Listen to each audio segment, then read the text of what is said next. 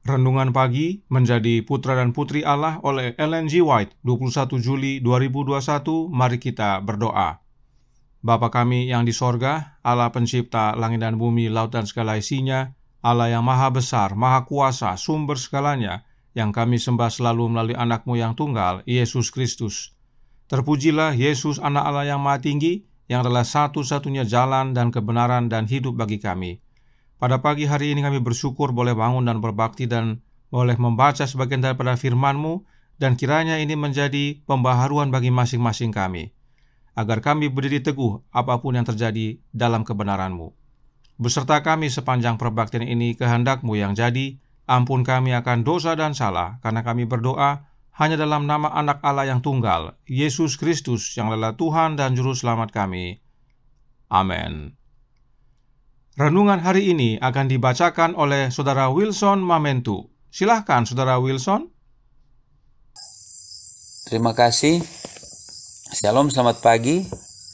Renungan pagi kita menjadi Putra dan Putri Allah oleh Ellen G. White, 21 Juli, dengan judul Kita Perlu Lebih Banyak Orang Seperti Musa. Keluaran 32 ayat 1 berkata, ketika bangsa itu melihat bahwa Musa mengundur-undurkan turun dari gunung itu, maka berkumpulah mereka mengerumuni Harun dan berkata kepadanya, "Mari buatlah untuk kami Allah yang akan berjalan di depan kami, sebab Musa ini orang yang telah memimpin kami keluar dari tanah Mesir. Kami tidak tahu apa yang telah terjadi dengan dia." Dalam kepergian Musa, wewenang pemerintahan telah dipercayakan kepada Harun, dan sekelompok orang banyak telah mengerumuni kemahnya dengan tuntutan, "Mari buatlah untuk kami Allah." Dalam kemelut seperti ini diperlukan orang yang teguh, yang berani mengambil keputusan, yang betul-betul berani. Seorang yang lebih mengutamakan kehormatan Allah lebih daripada untuk menjadi populer, lebih daripada keselamatan diri atau daripada hidup itu sendiri. Harun dengan lembek memprotes tuntutan itu, tetapi kebimbangan serta perasaan takutnya pada saat yang kritis itu hanyalah membuat mereka menjadi lebih nekat lagi. Kekacauan semakin bertambah. Harun merasa takut akan kelemahan dirinya dan gantinya berdiri teguh untuk kehormatan nama Tuhan. Ia telah menyerah kepada tuntutan orang banyak. Tindakannya yang pertama adalah menyuruh agar anting-anting emas dikumpulkan dari semua orang dan dibawa kepadanya, dengan mengharapkan bahwa kesombongan mereka akan menjadikan mereka enggan untuk mengadakan pengorbanan seperti itu. Tetapi dengan sukarela mereka telah menyerahkan perhiasan-perhiasan mereka, dan dari benda-benda ini ia telah membuat sebuah patung tuangan yang menyerupai dewa Mesir. Kita mengulangi kembali dosa Harun menenteramkan apabila mata kita sudah jelas melihat kejahatan dan nyata, apalagi kalau itu menempatkan kita dalam suatu kedudukan yang tidak enak, karena motif kita boleh diartikan dengan salah. Kita sekali-kali tidak boleh membiarkan kesalahan pada seorang saudara atau jiwa dengan siapa kita mempunyai hubungan. Kelalaian untuk berdiri dengan teguh untuk kebenaran ialah dosa Harun. Sekiranya ia mengucapkan kebenaran dengan jelas, anak lembu emas itu pasti tidak pernah dibuat. Masih tetap ada Harun-Harun yang lemah, yang mau menyerah kepada keinginan orang-orang yang tidak berserah, dan dengan demikian memberanikan hati mereka dalam dosa.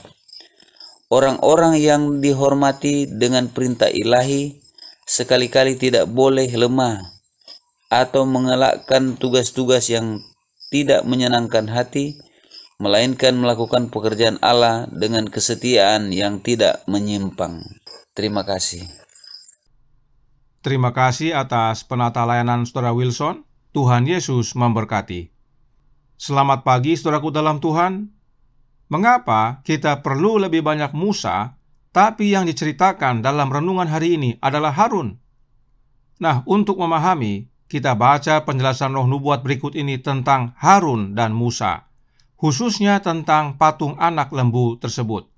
Pertama kita lihat Harun, yang dinyatakan dalam Gospel Workers edisi 1892 halaman 81 paragraf 4, yang berkata, "Dia tidak berani membela Allah, tetapi untuk menyenangkan orang-orang dia membuat anak lembu emas. Dia sepertinya tertidur kepada awal kejahatan. Ketika kata pemberontakan pertama diucapkan, Harun mungkin telah memeriksanya, tetapi begitu takutnya dia menyinggung orang-orang sehingga dia tampaknya bersatu dengan mereka dan akhirnya dibujuk untuk membuat anak lembu emas untuk mereka sembah." Inilah Harun, dan karena takut, Harun kompromi dengan kemurtadan. Bagaimana dengan Musa? Spiritual Gifts volume 1 halaman 42 paragraf 2 menceritakan, ketika Musa turun dari gunung dengan 2 loh batu dan melihat Israel menyembah anak lembu emas, kemarahannya sangat membara, dan dia melemparkan loh-loh batu itu dan memecahkannya. Saya melihat bahwa Musa tidak berbuat dosa dalam hal ini. Dia murka karena Allah, cemburu untuk kemuliaannya. Inilah Musa. Dia tidak kompromi dengan kemurtadan. Amarahnya membara melihat kemurtadan bangsanya. Namun dia murka bukan karena dirinya, tetapi karena Allah. Sebab Allah berkata dalam Yesaya 42 ayat 8 yang berbunyi, "Aku ini Tuhan, itulah namaku. Aku tidak akan memberikan kemuliaanku kepada yang lain atau kemasyuranku kepada patung." Kita sudah pelajari berdasarkan Alkitab dan Roh Nubuat bahwa Tuhan dalam huruf besar adalah Allah Bapa. Dan berdasarkan ayat ini, Allah Bapa tidak akan memberikan kemuliaannya kepada yang lain, termasuk patung. Nah, bangsa Israel membuat patung lembu emas dan menyatakan itu penyembahan kepada Allah Bapa. Dalam catatan buku para nabi dan bapa dikatakan dalam halaman 760 paragraf 1 yang berbunyi, bangsa Israel di dalam penyembahan mereka kepada patung anak lembu itu mengaku sedang berbakti kepada Allah. Dengan demikian, Harun pada waktu mengumumkan perbaktian kepada berhala itu menyatakan, esok hari adalah hari raya bagi Yehova. Mereka bermaksud untuk menyembah Allah, sebagaimana bangsa Mesir menyembah Osiris dengan memakai lambang sebuah patung. Tetapi Allah tidak dapat menerima pelayanan seperti itu. Sekalipun itu diadakan atas namanya, Dewa Matahari dan bukan Yehova yang menjadi tujuan yang sebenarnya daripada perbaktian mereka itu. Inilah dasar amarah Musa. Sebab meskipun bangsa Israel dalam kemurtadannya menyatakan mereka menyembah Yehova yang adalah Allah Bapa, namun dengan menyembah patung itu bukan Yehova atau Allah Bapa yang mereka sembah. Dengan menyembah patung lembu emas itu mereka menyembah Dewa Matahari. Jadi, jangan heran, amarah Musa membara. Nah, perhatikan, dinyatakan dengan jelas bahwa dengan Israel menyembah patung lembu emas itu, mereka sebenarnya menyembah Dewa Matahari. Jadi, mereka mengaku menyembah Allah, tapi sebenarnya mereka menyembah Dewa Matahari. Karenanya, patung lembu emas tersebut sama dengan Dewa Matahari. Mari kita baca kembali kutipan berikut ini yang terdapat dalam Advent Review and Sabbath Herald volume 13 Desember 16 tahun 1858 halaman 30 paragraf 16. Ada pertanyaan dan jawaban di sana. Pertanyaan, apakah hari Minggu itu atau hari Tuhan secara umum? Jawab, ini adalah hari yang dipersembahkan oleh para rasul untuk menghormati Trinitas yang Maha Suci dan untuk mengenang bahwa Kristus bangkit dari kematian pada hari Minggu, mengirimkan Roh Kudus pada hari Minggu, dan oleh karenanya hari Minggu disebut hari Tuhan. Itu juga disebut hari Minggu dari denominasi Romawi kuno, Dies Solis, hari matahari, yang mana hal itu menjadi suci. Gereja Katolik menjelaskan bahwa hari Minggu dipersembahkan untuk menghormati Trinitas yang Maha Suci, dan hari Minggu tersebut dibawa dari denominasi Romawi kuno, Dies Solis, yaitu hari matahari, di mana hari Minggu menjadi kudus. Hari Minggu kudus karena untuk penyembahan Dewa Matahari. Itulah denominasi Romawi kuno. Jadi, ada hubungan antara hari Minggu yang adalah hari dewa matahari dengan Allah Trinitas. Karenanya, Trinitas itu sama dengan penyembahan dewa matahari. Tapi bukan hanya yang berbakti hari Minggu yang menyembah Trinitas. Gereja Advent juga sembah Trinitas. Bahkan Gereja Advent mengaku kepada kaum Jesuit bahwa Gereja Advent adalah bagian dari keluarga Kristen yang mengakui Allah Trinitas. Artinya, Gereja Advent mengakui satu keluarga dengan yang berbakti pada hari Minggu, yaitu hari dewa matahari. Jadi dengan sendirinya, Gereja Advent menyatakan bahwa mereka menyembah Trinitas sebagai wujud menyembah Allah, padahal itu adalah sama dengan menyembah dewa matahari. Gereja Advent mendirikan patung Trinitas untuk menyembah Allah. Apakah ada yang baru di bawah matahari? Tidak ada. Dari sejak dahulu, baik Israel jasmani dan Israel rohani sudah murtad. Jangan heran Musa marah membara. Nah, yang sedihnya, renungan hari ini berkata dalam Menjadi Putra dan Putri Allah halaman 216 paragraf 2. Kita mengulangi kembali dosa Harun, menenteramkan apabila mata kita sudah jelas melihat kejahatan dan nyata, apalagi kalau itu menempatkan kita dalam suatu kedudukan yang tidak enak, karena motif kita boleh diartikan dengan salah.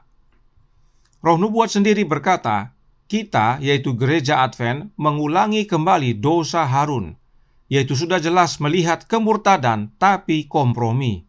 Kenapa kompromi? Karena takut. Banyak pemimpin Gereja Advent yang sekarang ini, termasuk para pendetanya, takut untuk menyatakan kebenaran. Mereka takut mengakui bahwa Trinitas itu sesat. Mereka takut untuk pimpin umat Allah kembali kepada Allah yang benar. Sebab barang siapa yang berani mengabarkan bahwa Trinitas sesat, dipecat oleh gereja, dan sudah ada yang mengalami pemecatan karena menolak Trinitas. Tidak heran renungan hari ini berkata, kita perlu lebih banyak orang seperti Musa, yang meski sendiri namun tetap berdiri bagi Allah Bapa, Yehova. Nah, bagaimana caranya agar kita berani berdiri seperti Musa? Renungan hari ini dikutip dari beberapa sumber, dan salah satu sumber adalah surat nomor 10 tahun 1896. Mari kita baca yang berikut ini, dari paragraf 6, yang menjelaskan, kelalaian untuk membela kebenaran adalah dosa Harun. Seandainya dia mengatakan kebenaran dengan terus terang, anak lembu emas itu tidak akan pernah dibuat. Roh yang sama yang mendorongnya untuk menghindari dalam menyatakan seluruh kebenaran karena takut menyinggung, membawanya untuk bertindak salah dengan membujuk anak lembu emas sebagai representasi dari dia yang membawa mereka keluar dari Mesir. Jadi, satu ketidaksetiaan mengarah memimpin kepada yang berikutnya. Oleh karena hal itu, agar tidak jatuh seperti kesalahan Harun ini, maka Nyonya White menuliskan nasihat yang berikut ini dalam paragraf selanjutnya, paragraf ke-7, yang berkata, tugas kita adalah mengatakan kebenaran dengan jelas, hidup dalam kebenaran, menjaga kebenaran, dan biarkan kenyamanan untuk mengikuti. Roh Kudus berdiam di dalam hati sebagai roh kebenaran, dan melalui kebenaran berdiam di dalam hati sebagai penghibur. Aku tidak akan meninggalkanmu tanpa penghibur. Aku tidak akan meninggalkan kamu sebagai yatim piatu, tetapi aku datang kembali kepadamu. Perhatikan Nyonya White menghubungkan penjelasan tentang Roh Kudus yang adalah roh kebenaran dengan penghibur, serta mengutip perkataan Yesus dalam Yohanes 14 ayat 18 yang berbunyi, aku tidak akan meninggalkan kamu sebagai yatim piatu, tetapi aku datang kembali kepadamu. Mengapa Nyonya White menghubungkan pernyataan tentang Roh Kudus yang adalah penghibur dengan pernyataan Yesus tentang dia datang kembali? Karena penghibur itu adalah Yesus Kristus itu sendiri. Yesus kembali bukan secara fisik, tetapi melalui kehadiran Roh-Nya, yang adalah hidupnya untuk tinggal dalam hati kita. Mereka yang memiliki Kristus dalam hatinya tidak khawatir dengan kenyamanan. Mereka tetap kabarkan kebenaran apapun resikonya. Dalam paragraf 8, Nyonya White menyatakan, Tuhan Yesus Kristus muncul sebagai lawan dari semua kesalahan, karena Kristus adalah kebenaran. Injil kita adalah pengetahuan tentang kebenaran sebagaimana di dalam Yesus. Banyak orang yang takut menyatakan kebenaran karena dianggap melawan dan menyatakan kesalahan.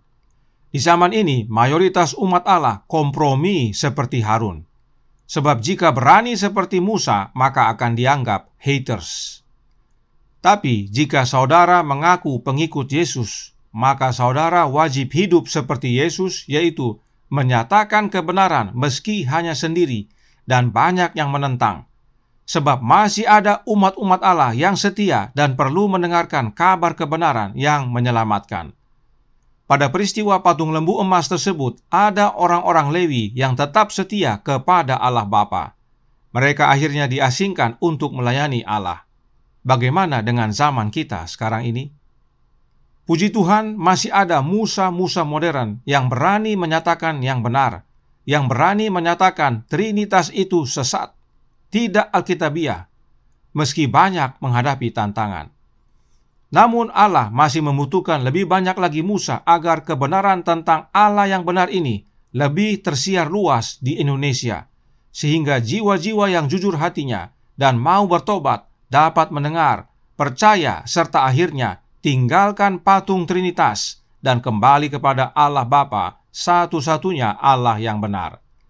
Jika saudara mau berdoa, minta kehadiran Roh Kristus, karena hanya Kristuslah yang mampukan kita untuk hidup berani seperti Musa.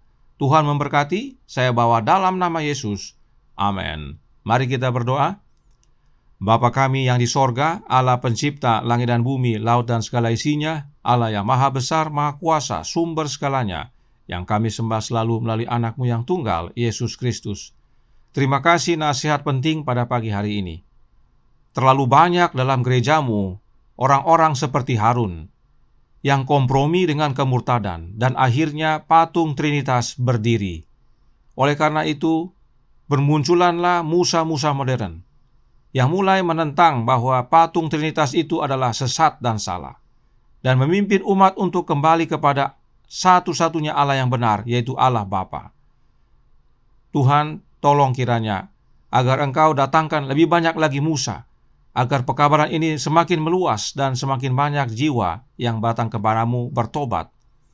Karenanya, tolong kami ya Bapa, curahkan roh anak-Mu dalam hati ini, kehendak-Mu yang jadi.